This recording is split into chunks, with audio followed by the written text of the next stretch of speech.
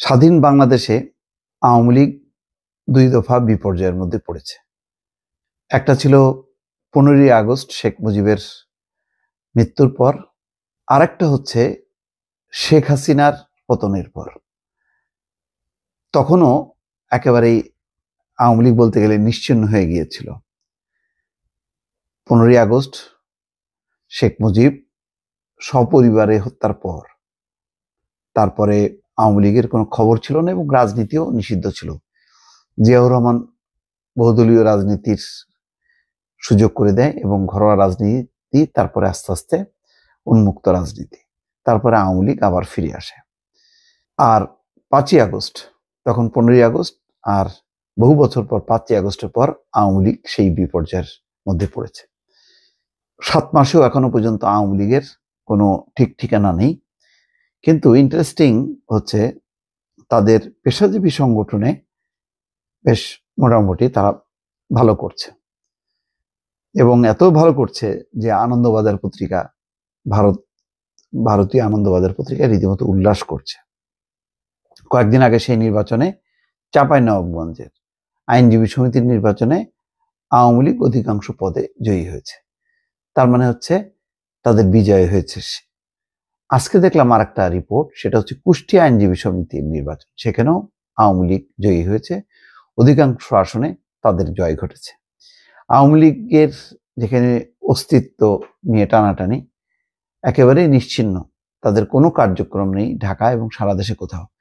গোপনে এখানে সেখানে কি কার্যক্রম করছে সেটা বিচ্ছিন্ন ঘটনা, কিন্তু কার্যত কোনো কার্যক্রম নেই। সেখানে আইনজীবী সমিতি এই নির্বাচনে পরপর দুটি, এবং তার আগেও সম্ভবত আরো একটি, আমি ঠিক নাম করতে পারছি না, এরকম একটা দুইটাতেও তারা ভালো করেছে। এইটা বলা যায় যে খুবই অবাক কাণ্ড যে এত বিপর্যয়ের মধ্যেও আওয়ামী লীগ অন্তত দুটি আইনজীবী সমিতি কাছাকাছি, মানে এত বিপর্যয়ের পরেও কাছাকাছি সময় অন্তত দুটি আইনজীবী সমিতির নির্বাচনে তারা জয়ী হয়েছে।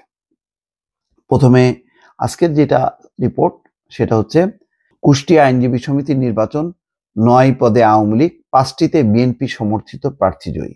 নির্বাচনে 147 ভোট পেয়ে আওয়ামী লীগ সমর্থিত হারুনুর রশিদ পুনরায় সভাপতি নির্বাচিত হয়েছেন।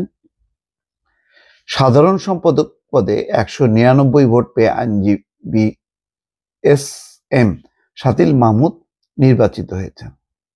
কুষ্টিয়া জেলা আইনজীবী সমিতির নির্বাচনে 17টি পদের মধ্যে 9টিতে আওয়ামী লীগ সমর্থিত প্রার্থীরা, 5টিতে বিএনপি জয়লাভ করেছে, এছাড়া 2টিতে জামাত এবং 1টিতে জাতীয় পার্টি জয়ী হয়েছে। এটাও ইন্টারেস্টিং যে জাতীয় পার্টিরও অস্তিত্ব আছে অন্তত এই সমিতিগুলির নির্বাচনে।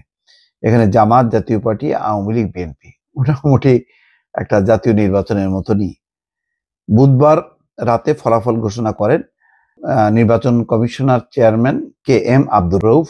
কমিশনের সদস্য ছিলেন মোস্তফা শামসুদ্দিন এবং আল মুজাহিদ। তারপর দেখেন কত উল্লাস এই চাঁপাইনবাবগঞ্জে। এই রিপোর্টটি তারা 25শে ফেব্রুয়ারি প্রকাশ করেছে যে পলাতক সর্বময় নেত্রী, গা ঢাকা দিয়েছেন দলের বড় মেজো ছোট নেতারা। এমত অবস্থায় বাংলাদেশে একটি আইনজীবী সমিতির নির্বাচনে জয়ী হলো আওয়ামী লীগ।